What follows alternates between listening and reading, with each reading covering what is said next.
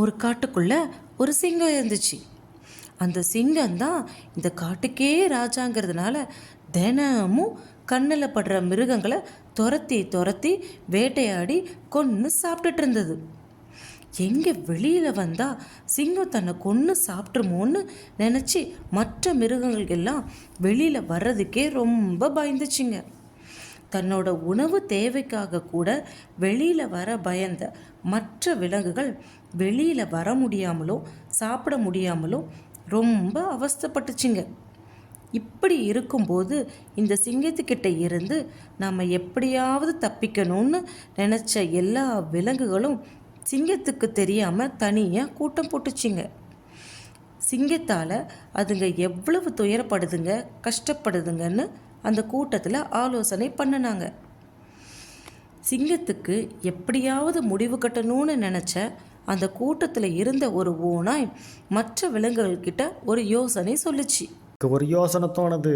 நாம் சிங்கத்து வாயில் விழுந்து எல்லாரும் ஒரே நேரத்தில் சாகிறதுக்கு பதிலாக நாமளே ஒவ்வொருத்தராக அந்த சிங்கத்தோட குகைக்குள்ளே போய் அதுக்கு இரையாயிடுவோம். அப்படி நாம் செஞ்சோம்னா அதுக்கப்புறம் அந்த சிங்கத்தை பார்த்து நம்ம பயந்து பயந்து வாழவா தேவையில்லை. அது மட்டும் இல்லை, நாம் நேரம் வர வரைக்கும் நாம் பயந்து வாழ வேண்டாம்ல. சிங்கம் எப்போ வரும், நம்மளை எப்போ கொண்டுடும் அப்படின்னு நாம் பயப்பட தேவையில்லைல்ல. ஓநாய் சொன்னதை கேட்ட மற்ற விலங்குகள் இதுக்கு ஒத்துக்கிச்சுங்க. சரி, நீ சொன்னதுக்கு நாங்கள்லாம் ஒத்துக்கிறோம். எப்படியும் நாங்கள்லாம் அதுக்கு ஒரு நாள் இரையாகத்தான் போகிறோம். அது என்னைக்குன்னு தெரிஞ்சா நிம்மதியாவது வாழலாம்ல. எல்லா விலங்குகளும் ஆலோசித்த பிறகு அந்த ஓநாய் சிங்கத்துக்கிட்ட போய் மற்ற விலங்குகள் எடுத்த முடிவை பற்றி சொன்னது. அதுக்கு அந்த சிங்கம் ஓநாய்கிட்ட, சரி சரி, நான் உங்களுக்கெல்லாம் ராஜா இல்லை, அதனால் நீங்கள் சொல்கிறதையெல்லாம் ஏற்றுக்கிறேன். உங்கள் வார்த்தையை நான் மதிக்கிறேன். ஆனால் ஒரு விஷயத்தை ஞாபகத்தில் வச்சுக்கோ, என்னைக்காவது எனக்கு உணவு கிடைக்க தாமதமானா நான் சும்மா விட மாட்டேன். உங்கள் எல்லாரையும் ஒரே நேரத்தில் சாப்பிட்ருவேன் அப்படின்னு கர்வத்தோடு சொல்லுச்சு. சிங்கம் சொன்னதுக்கு அந்த ஓநாய் சரின்னு சொல்லுச்சு. அன்னையில இருந்து ஒவ்வொரு நாளும் ஒவ்வொரு விலங்கா சிங்கத்தோட குகைக்கு இரையாக போச்சுங்க. சிங்கமும் தான் இருந்த இடத்துக்கே இரையே தன்னை தேடி வந்ததுனால ஆனந்தமாக சாப்பிட்டுச்சு. சிங்கமும் கஷ்டப்பட்டு ஓடி ஆடி வேட்டையாடி தன்னோட இரையை தேடாமல் குகைக்குள்ளேயே மற்ற விலங்குகளை சாப்பிட்டுச்சு. அப்படி இருக்கும்போது ஒரு நாள் சிங்கத்துக்கு இரையாக ஒரு முயல்குட்டி சிங்கத்தின் குகைக்கு போக வேண்டியிருந்தது. ஆனால் அந்த முயல்குட்டி ரொம்ப புத்திசாலியானது. அந்த முயல்குட்டிக்கு சிங்கத்திற்கு இரையாக செல்வதற்கு கொஞ்சம் கூட விருப்பமே இல்லை. அது மட்டும் இல்லாமல் காட்டுக்குள்ளே இருக்கிற மற்ற விலங்குகளை இப்படி அநியாயமாக சாப்பிடுதேன்னு நினச்ச முயல்குட்டி சிங்கத்துக்கு ஒரு பாடம் கற்பிக்க நினச்சது. முயல்குட்டி போகிற வழியில் ஒரு கிணத்தை பார்த்தது. அதுக்கு ஒரு நல்ல யோசனை தோணுச்சு. முயல்குட்டி ஒரு நல்ல திட்டத்தை தீட்டுச்சு. அதுக்கு பிறகு சிங்கத்தோட குகைக்கு அந்த முயல்குட்டி போச்சு.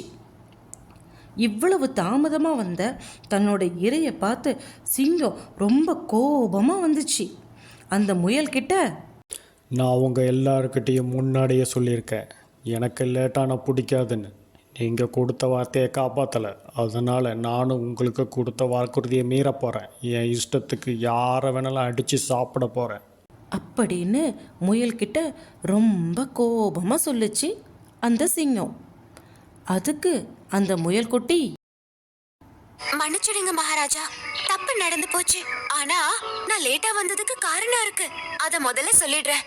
அதுக்கப்புறமா நீங்க என்ன கொண்டு சாப்பிடலாம் அப்படின்னு சாந்தமா சொல்லுச்சு.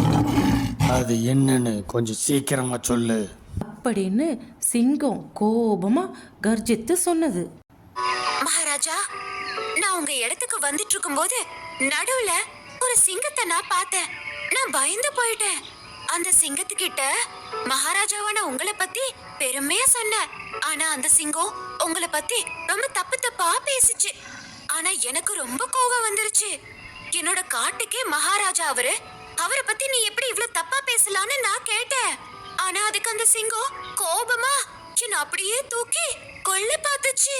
என்ன மட்டும் கொன்னேனா என்னோட மகாராஜா உன்னை சும்மா விட மாட்டாருன்னு நான் அதை எச்சரிச்சேன். அதுக்கு அந்த சிங்கம் உன்னோட மகாராஜா ஒரு மண்டு, அது ஒரு சோம்பேறி. உட்கார்ந்த இடத்துலயே இரைய சாப்பிடுதா? உன்னோட ராஜாவா இருந்தாலும் சரி, இல்ல வேற யாரா இருந்தாலும் சரி, என்கிட்ட நேருக்கு நேரா வந்து மோத சொல்லு பார்க்கலாம். அப்புறம் நான் யாருன்னு அதுக்கு நல்லா தெரியும். தைரியம் இருந்தா என்ன நேருக்கு நேர் மோத சொல்லு அப்படின்னு தப்பு தப்பா பேசுச்சு. அதுக்கு நான் என்ன சொன்னேன்னா, நீ இவ்ளோ பேசுறியே, அத நீ என்னோட மகாராஜா கிட்ட நேர்லயே வந்து சொல்ல அப்படின்னு சொன்ன. அதுக்கு அந்த சிங்கம், நான் ஏன் வரணும்? உன் ராஜாக்கு தைரியம் இருந்தா இங்க வர சொல்லு அப்படின்னு சொல்லுச்சு.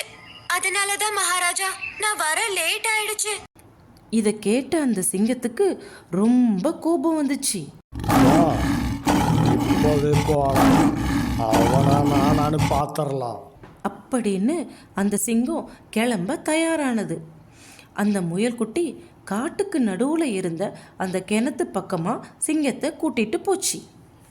மகாராஜா உள்ள எட்டி பாருங்களேன், அங்கதான் உங்களுக்கு எதிர்க்கையே அந்த சிங்கம் இருக்கும். அதுக்கு நீங்க யாருன்னு காட்டுங்க ராஜா. கோபத்தின் உச்சத்தில் இருந்த அந்த சிங்கம் கிணத்துக்கு விளிம்புல காலை வச்சு எட்டி பார்த்தது. மிரட்டலா ஒரு உருவம் கொடுத்துச்சு.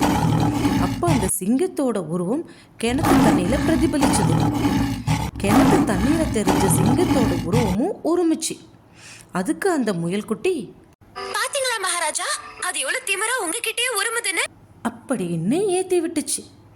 உடனே சிங்கம் கொஞ்சம் கூட யோசிக்காம கோபத்தோட உச்சிக்கே போய் கிணத்துக்குள்ள ஒரே தாவா தாவுச்சு. தண்ணிக்குள்ள வேற எந்த சிங்கமும் இல்லை, அதுவே தான் தண்ணிக்குள்ள விழுந்துச்சு. வெளியே வர முடியாம சிங்கம் தண்ணிக்குள்ளேயே மூழ்கி இறந்து போச்சு. இந்த முயல்குட்டி தன்னோட புத்திசாலித்தனத்தால் தன்னை மட்டுமே காப்பாற்றிக்காம காட்டுக்குள்ளே இருக்கிற எல்லா விலங்குகளையும் சிங்கத்தோட மிரட்டல்ல இருந்து காப்பாற்றிருச்சு.